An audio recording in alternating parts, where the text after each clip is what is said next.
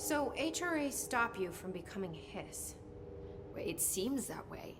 I mean, I hadn't even heard of an HRA until a few weeks ago when Dr. Darling started handing them out. Well, I began analyzing mine as soon as I got it. I mean, each one seems to emit a powerful short-range frequency way beyond anything I've ever seen. Doesn't the timing seem suspicious? I thought that too. Dr. Darling usually likes to unveil his latest breakthrough in big presentations. With these, he just passed them out. Yeah, his behavior makes me wonder what exactly he knew. Probably everything. Thanks, Emily. I'm sure I'll have more questions soon. Just let me know. Okay. So far, this is an interesting game. It's a bit everywhere, but that's just because I don't understand everything that's happening yet.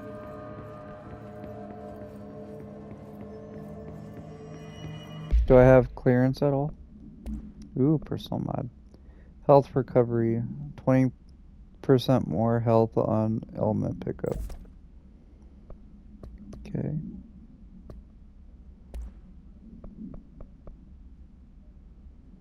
The only person you should fail is yourself. Nice. Very productive. What was I thinking of? Oh yeah, is there a way I can see my clearance level? I don't have one yet. Okay, never mind. There it is again. A welcome message. Ooh. Or just 17% more health. Let's take that.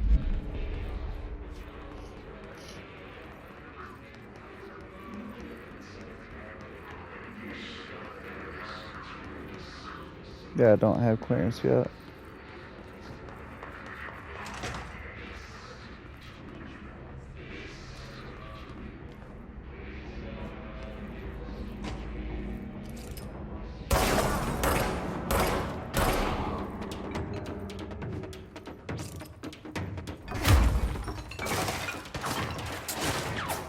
Oof.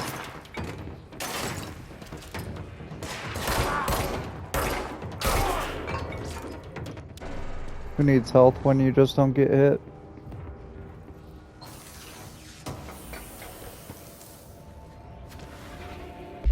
Travel costs. Summary Week 83 report. Visiting the following Nevada accommodations: Desert Sun Inn, Big Sky Motel, Starlight Motel, In and Out, Aztec Court, Sleep E Bear Motel, Silver Spurs Ranch, El Gato Blanco Inn, A Plus Lodge. Expenditures: accommodation $831.29, meals $740.84, gasoline $295.12, minibar $313.61. I do wonder if a motel called the Ocean View is going to be found in a landlocked state, but hey, I'm not paid to think, right? And for the record, I again request that you give us the budget to get 2 rooms each night. Agent Rowley and myself are very tired sleeping in the same room. See you on the road. Agent L. Hines. The boys in research said performing rituals may help identify any places of power. Drinking those little whiskeys is my ritual. So together that's $2,000 for 1 week. That's insane. That's 2 people.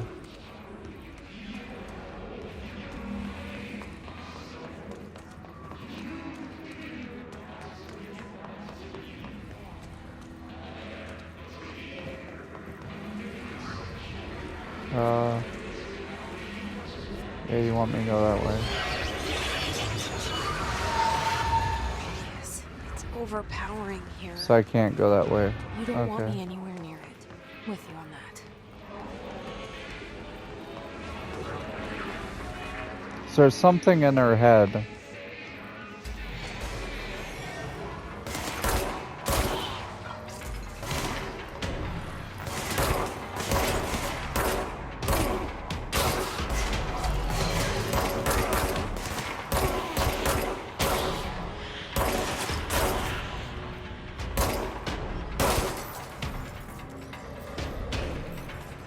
Come on.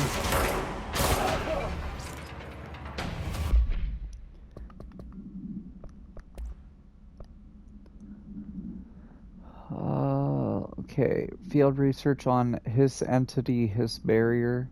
The Hiss resonance field is a physical impediment that is difficult to define. Hiss barriers appear as ways to impede escape or access by Bureau personnel.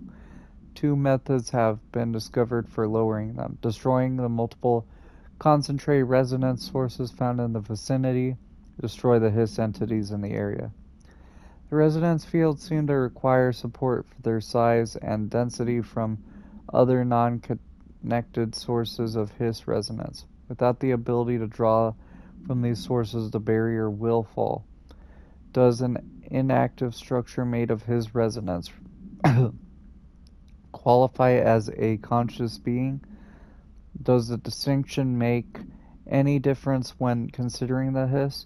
What does the very act of building walls to prevent our movement tell us about the Hiss? To what degree is it watching and planning?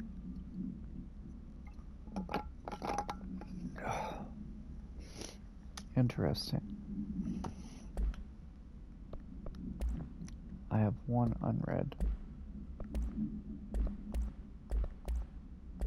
Okay.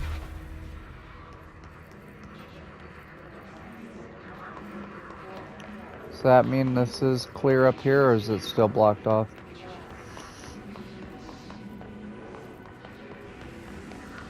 It's still blocked off, okay.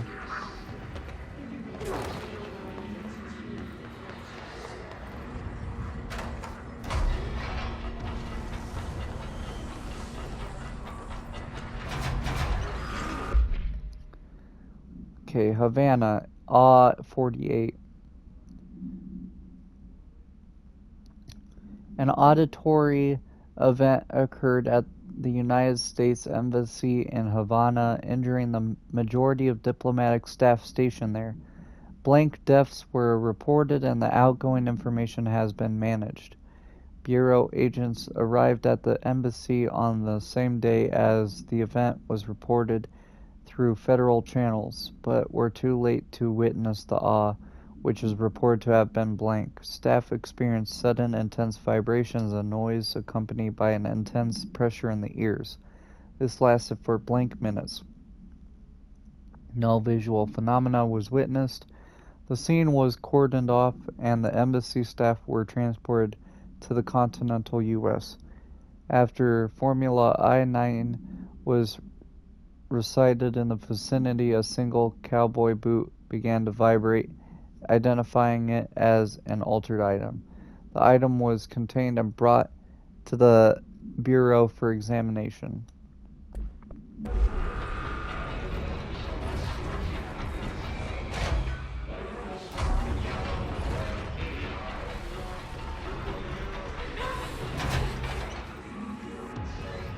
What do I do about this?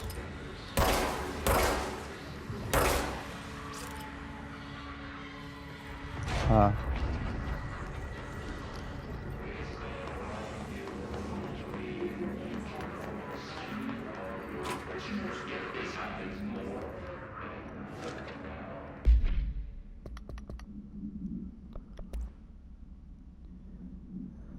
Okay, Federal Bureau of Control, please be aware, due to recent fluctuations in the nearest control point, this area's stability has now been degraded to yellow.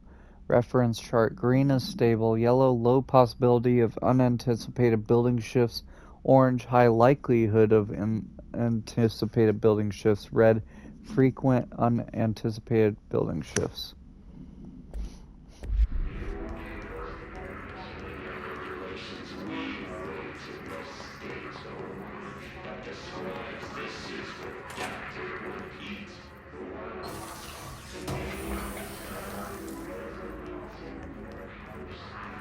Okay.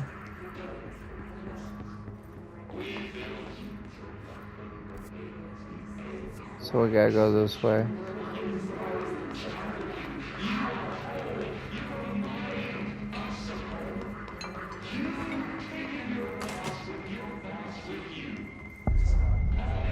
Dead letters.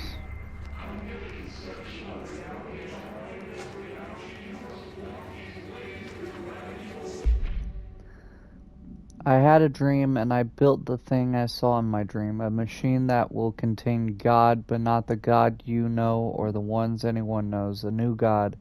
This machine will be his body, his heart, and his mind. I made it just like the dream showed me. I used the motor from the refrigerator and the coils from my toaster and the fans plus the timing belt from my car's engine and the wheels from my son's skateboard. God can't move yet, but the dream said he would learn how on his own. This is just a beginner's body, like a baby's, but a machine instead. God only needs a place to start. If you want to interview me, please contact me at the address on the envelope. My God does not work anymore. I had to use the dialing plate on God. Okay.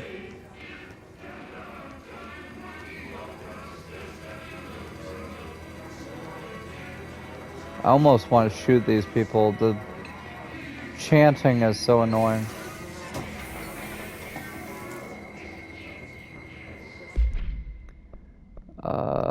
What's this?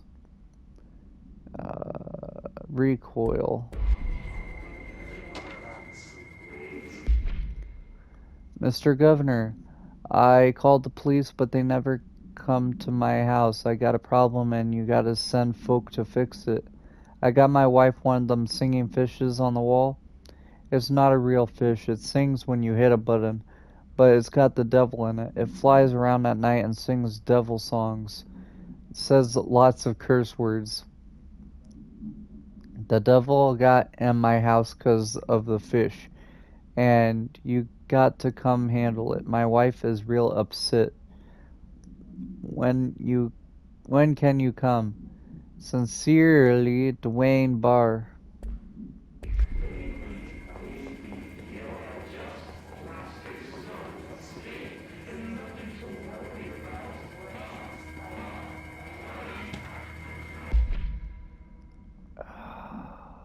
To Trench from Bartwell, Department approval.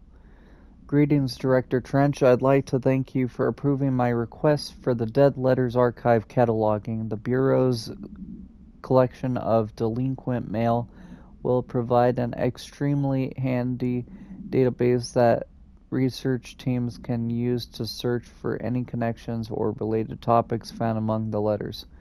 Aside from the more punctual purposes, the archive will allow us to preserve these windows into authentic human encounters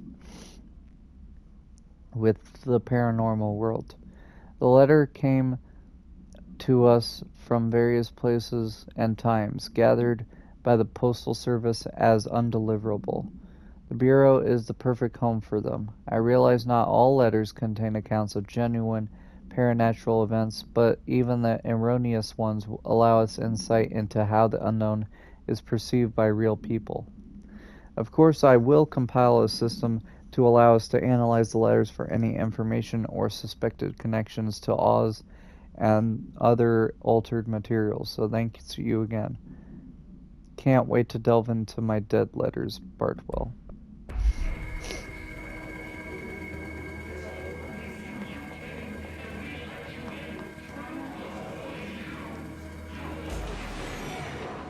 Uh-oh.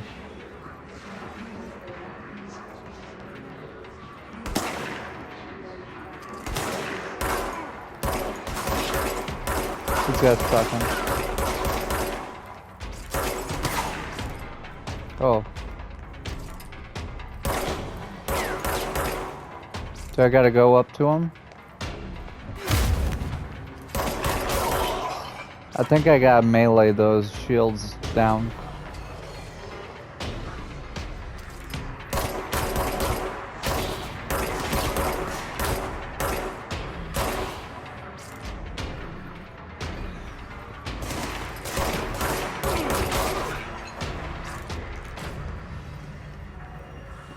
Okay.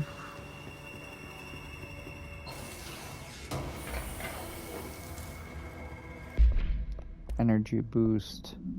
Energy plus 6%. I'm good.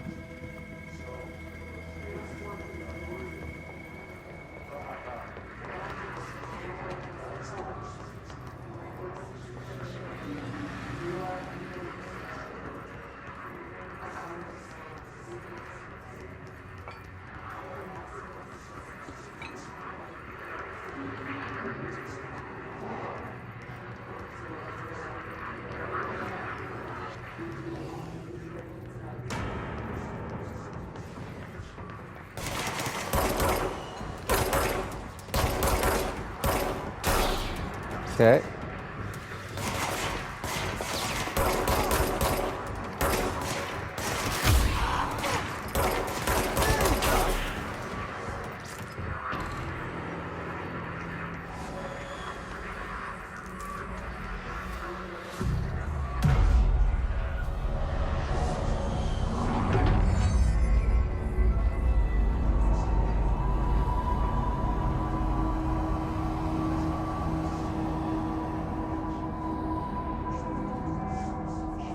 Okay.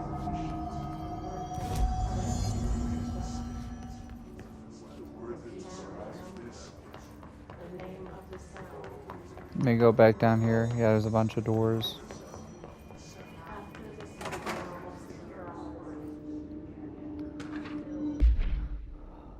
Hello, avid readers. The Bureau Book Bunch will convene at the usual spot in the corner table of the cafeteria at 5 p.m. on Tuesday, currently discussing Useless You by J.D. Brooks. Everyone should get their reviews to me by Monday before lunch so I can generate some conversation starters before the meeting. Happy reading. Penny Bartwell.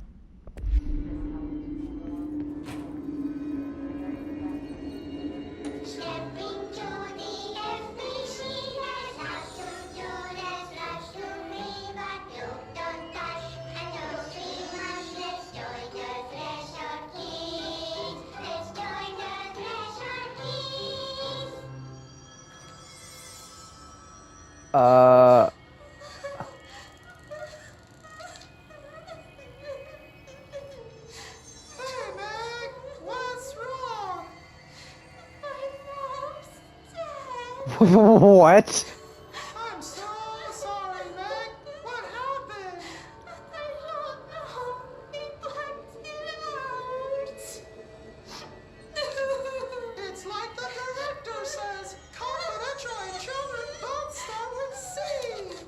What? The director's a puppet. A dirty, rotten, fat person. Dad says my mama went missing in action. She walked into the city and didn't come back. I don't know what missing in actions is, but I sure wish someone would find her. What the hell? Topher, we'll find your mama together.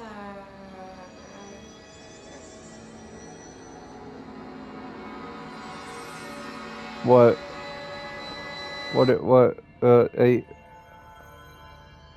What? Should I be concerned?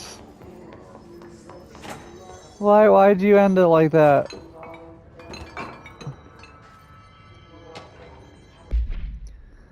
To whom it may concern, I am being contacted by the past presidents of the United States of America. They appear as spirit guides giving me their wisdom. John Adams keeps saying I need to fix America, but I can't really understand him. They all have a lot of opinions. Please tell me I'm imagining it, but Theodore Roosevelt showed me how to fix my lawnmower, and I don't even know a thing about lawnmowers. Explain that. I have great dead men telling me about the past and the present. If you'd like to use my abilities to help run the government, please let me know. I know the White House could use me. Yours in earnest, James Bartholomew. I'm pretty sure Theodore Roosevelt didn't have lawnmowers back then.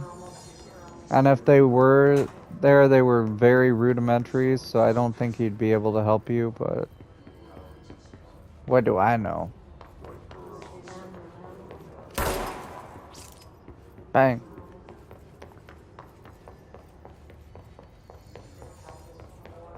Okay, I didn't know if anything else turned on back there.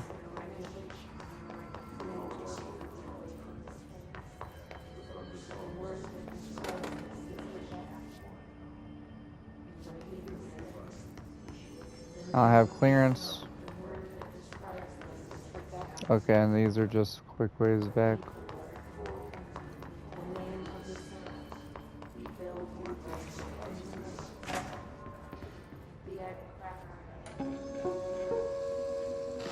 Just look at it. 8 inches wide and capable of storing a whopping 80 kilobytes. Stolen by our friends at the CIA, the disk held the launch codes to Soviet nukes.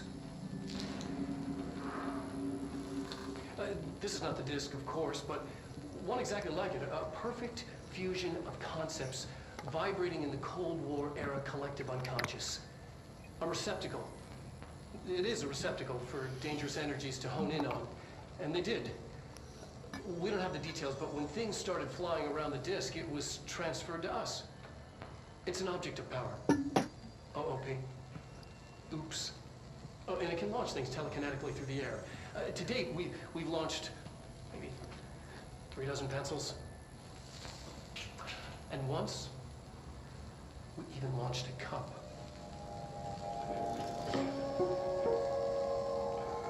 Okay.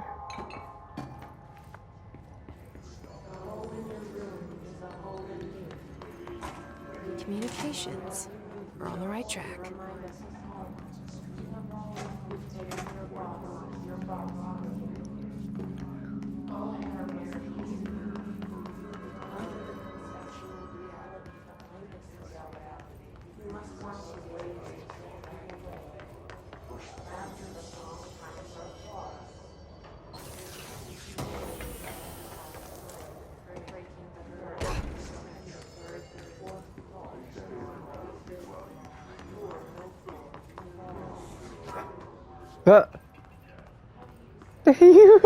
Did you just die?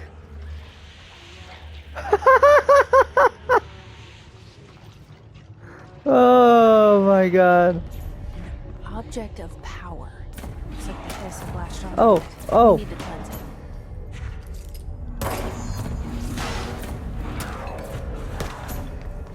Okay.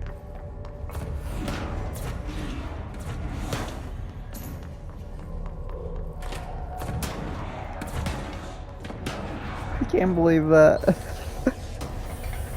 Oh, that'd be so embarrassing. How did he die? He got shot to death by pneumatic tubes.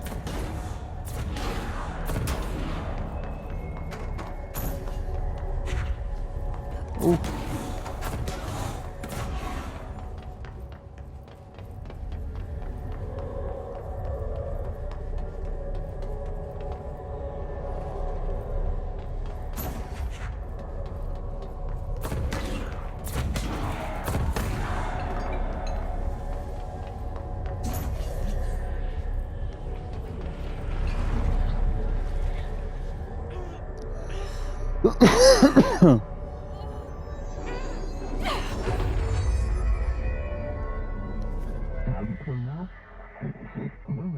Nuke can be bound to gain launch telekinesis. Teach us to believe, Director. It's harder to hear you when I'm here. It's like the channel's been changed. The board's in charge here. They're pyramids in the Bureau seal. Are they really the ones pulling the strings?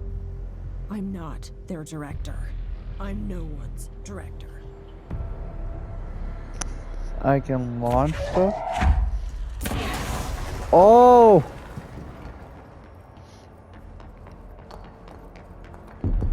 I got telekinesis now.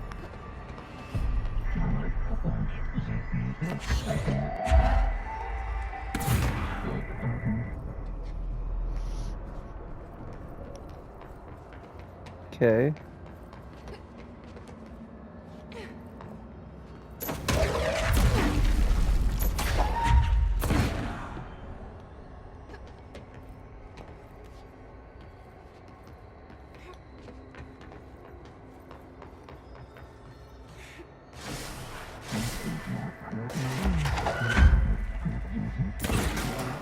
Woo.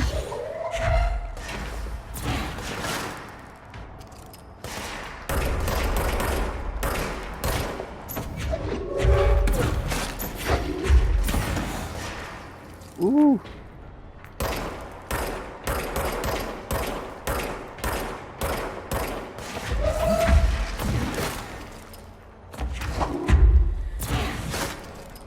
Nice.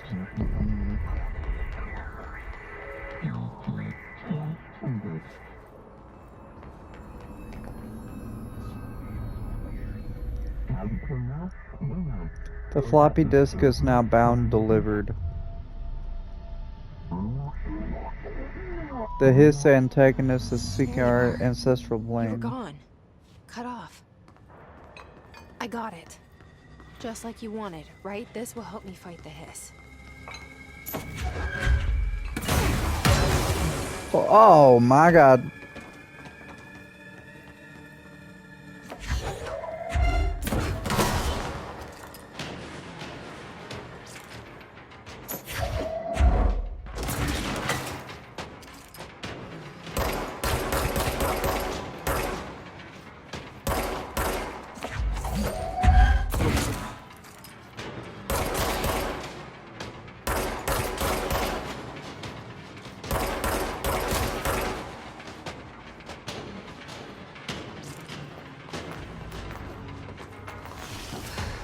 Okay. So those floppy disks give me abilities, I guess. Those oops. Objects of power. Tunk. Okay.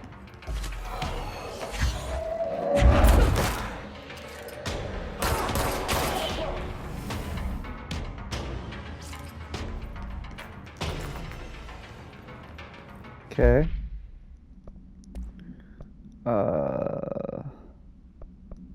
Can we not merge? That's a little better, this one. And then, there you go. Floppy disk. OOP 5KE. Must be contained in a cell with no other loose material. The object is an 8-inch diskette containing Soviet-era nuclear launch codes. When bound, the object allows para-utilitarians to telekinetically lift material and throw it a short distance. The object is currently bound to blank for research purposes, stolen from a Soviet military base located in blank by agents blank and blank with the CIA. The diskette contained launch codes to blank missiles believed to be reserved for use against blank. After being returned to America, the diskette began throwing computational hardware at members of the decoding team. An informant in the CIA tipped the Bureau off, and it was requisitioned by agents the next day.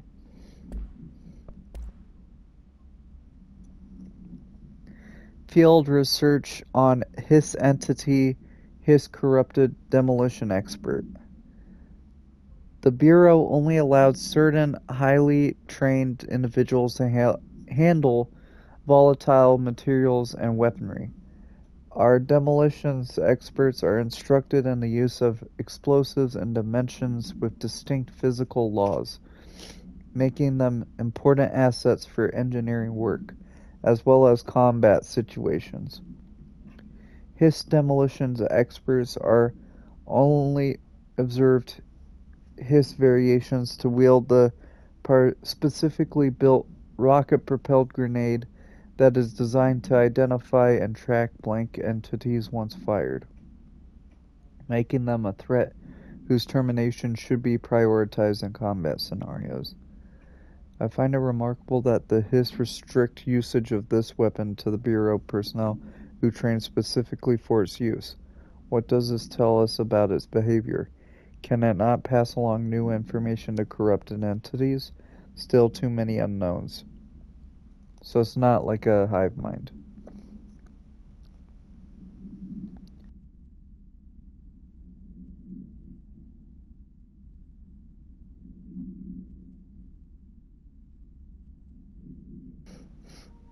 Sorry. Field research on Hiss entity, Hiss corrupted ranger. The Rangers are the Bureau's well-trained and well-armed expeditionary forces. Their Hiss corrupted counterparts are equally formidable. Prior to corruption, Rangers were trained to use a variety of weapons in order to face any threat found during response or threshold exploration, including submachine guns, assault rifles, and automatic shotguns. Hiss Rangers utilize these weapons as well as the advanced tactics taught by Bureau instructors. Some are additionally outfitted with Bureau-made body armor. Hiss Rangers have no observed paranatural abilities beyond some being protected by a shield of dense hiss resonance, capable of stopping bullets. Considering the advanced training the Hiss Rangers are capable of applying to their situation, is it feasible to consider the human mind still remains intact to some degree? Or is the Hiss able to tap into their combat training and utilize it? Further observation is required. Okay. So...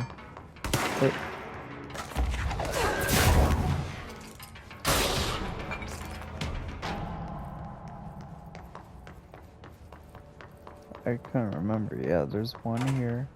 Went in there. Then I went over here.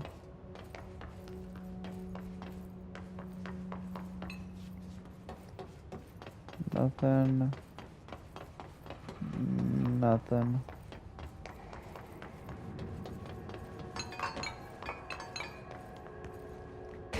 I like how it's like store it in something with no loose objects, and they stored it in a pneumatic chamber. Okay. So let me go down that way, so I'll go this way.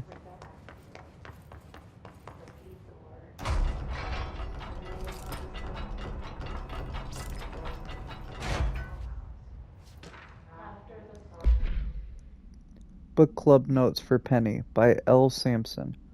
So I don't usually read a lot of sci-fi, but as far as space opera goes, this was alright. The title, Unless You, could refer to a bunch of things in the book, I guess, but I thought it was a little vague and stupid. The way the characters kept throwing it around almost like a catchphrase got really annoying real fast.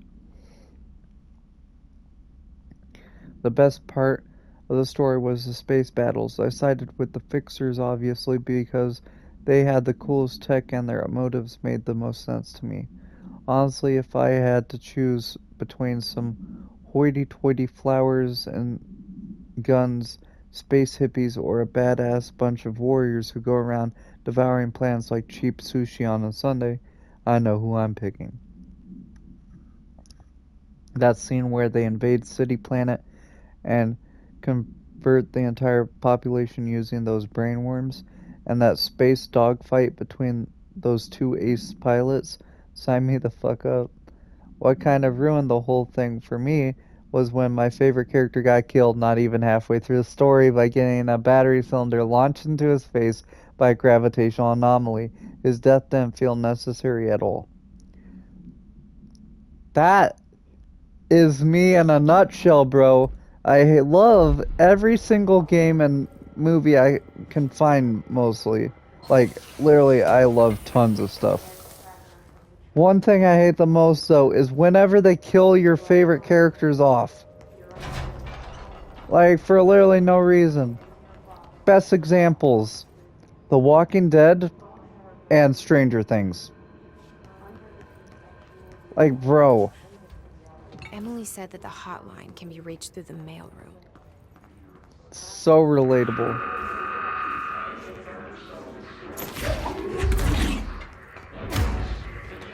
Okay.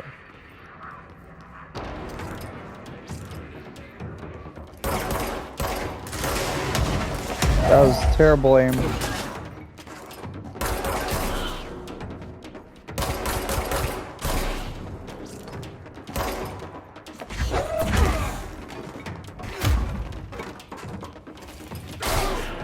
Woo.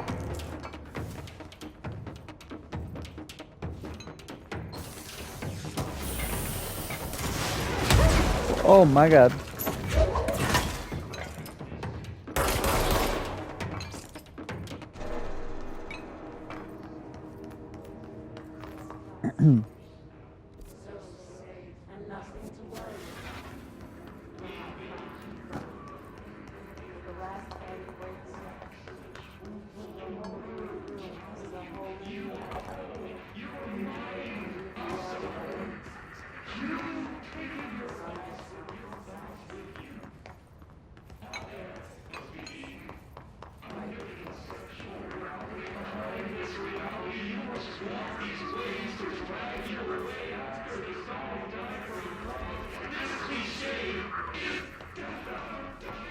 Okay, what are you yelling about? Chill. God. God, that guy never shuts up. Rate of fire, eh.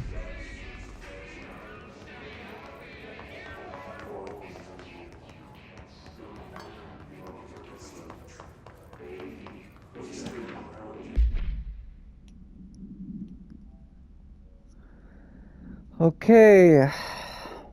Reinformation campaign summary of Willow Awe. National news site have begun publishing the story of the polar bear attack on the Alaskan town.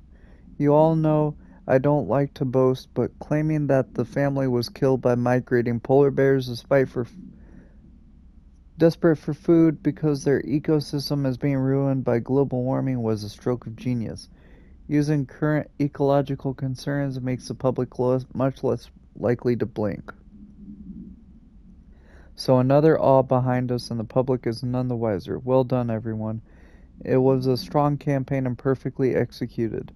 This doesn't mean we can stop monitoring blank and blank for any off-message opinions, but it's looking like we're in the clear. Tomasio. Yeah. Oh, it's global warming. Uh-huh.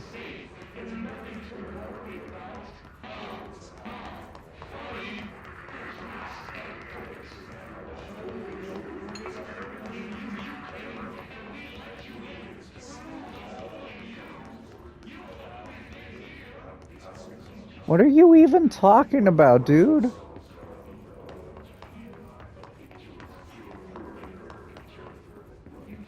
Like, do you really need to have this in the game all the time, bro? That's kind of annoying, to be honest. What are you even talking about? It wasn't the real you. What is that? Ooh, clearance. This must open the door.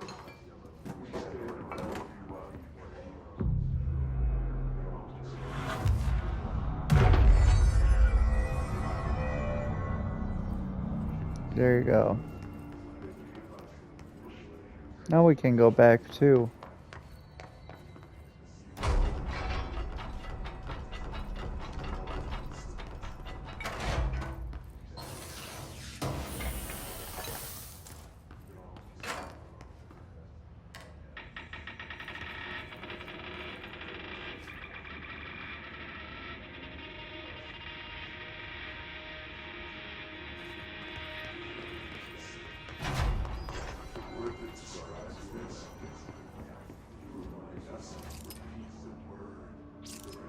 Dang it.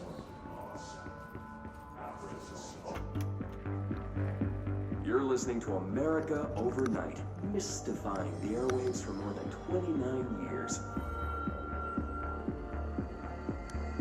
Thank you for staying up with us. Ghosts.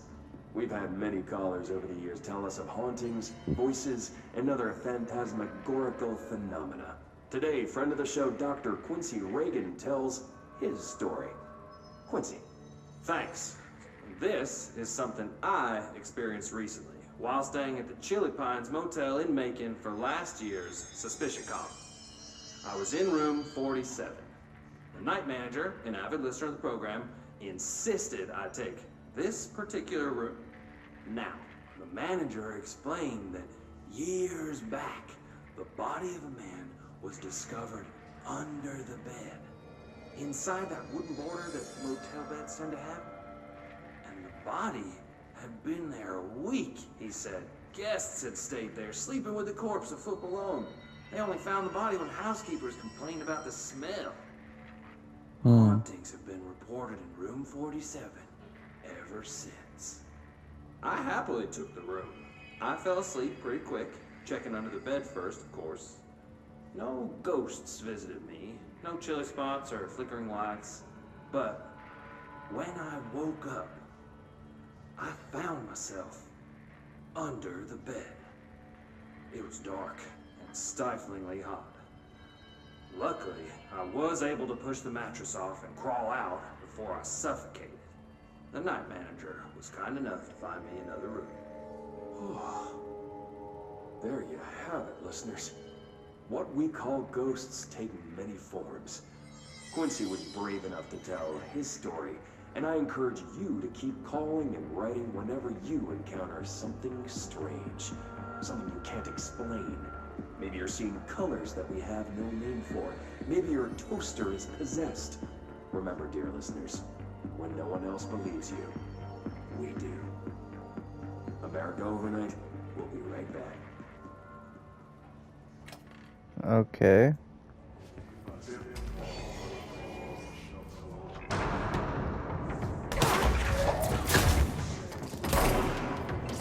Not that. So I got 2 clearance level ones. What does that do for me? Can I merge them for level 2?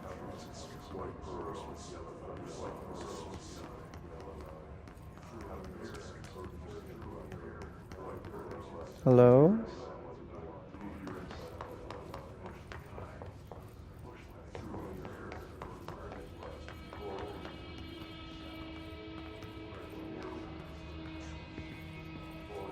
Yeah, I was gonna say, those aren't like the flaps where you can walk through them.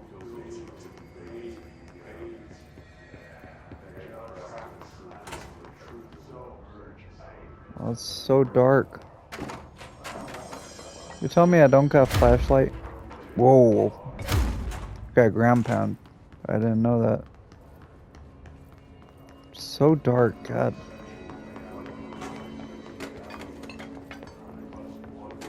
Okay, you want me to go through the mail room. You mentioned that, so I'm gonna go the opposite. Does it tell me? No, those are just fast travel points.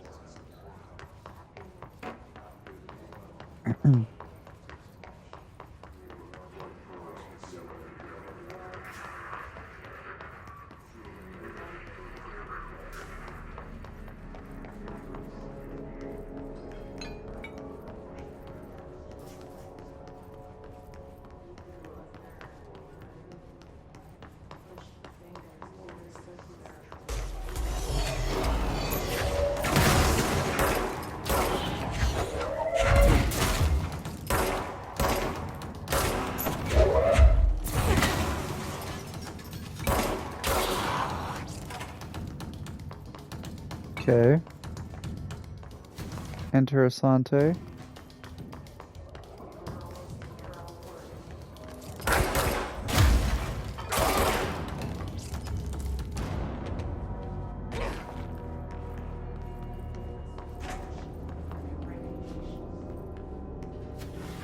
Okay.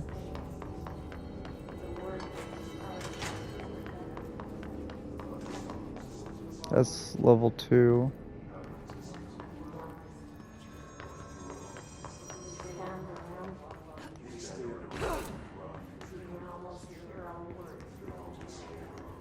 Blah, blah, blah, blah, blah, blah, blah. And clearance 1. I know there's a couple back here.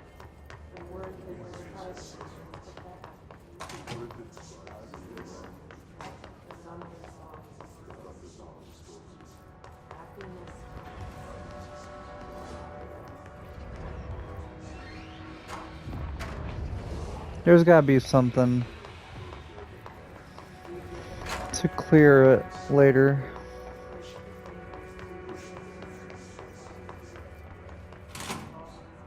I just came from there. Up here? No.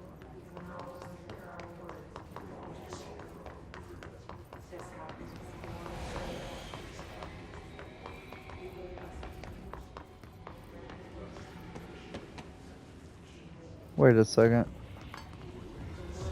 Yeah, there is. How do I get up here? Can I jump that far? Balance. Ah. Come on, balance, jump. No. Up here.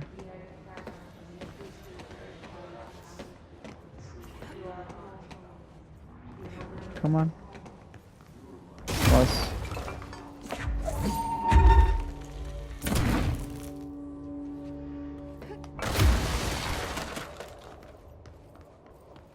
Okay. Maybe there's a double jump later.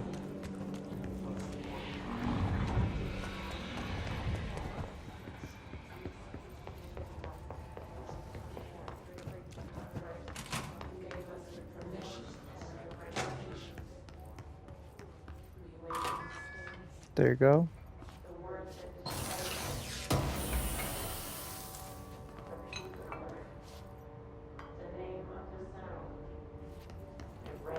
That was it.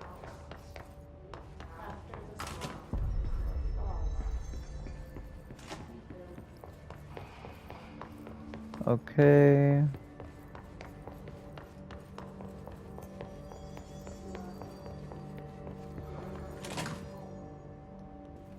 Nothing in there.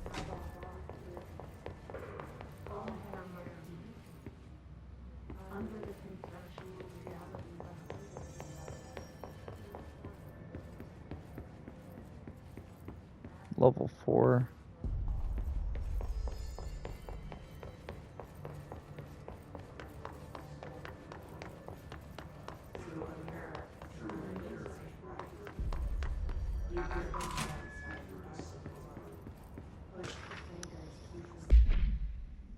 Okay, para-utilitary. Objects of power and their para-utilitary. Para-utility. Objects of power are unique in their capacity to grant certain individuals paranatural abilities. We call those individuals para-utilitarians.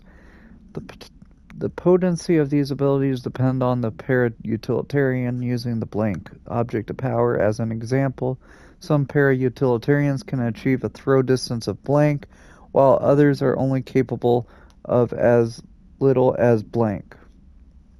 What exactly determines an individual's paranatural competence is unknown, but it is largely believed that some blank exists within the body and that, like all muscles, it can be exercised. To continue my analysis, I have officially requested access to the Northmore records, considering he is one of the most accomplished para-utilitarians the Bureau has ever seen. Dr. Darling is still considering this request. Alright, I think I'm going to leave it here. We'll get back to where we were and we'll proceed through the communications department in the next episode. But thank you guys for watching this far, and I'll see you in the next episode.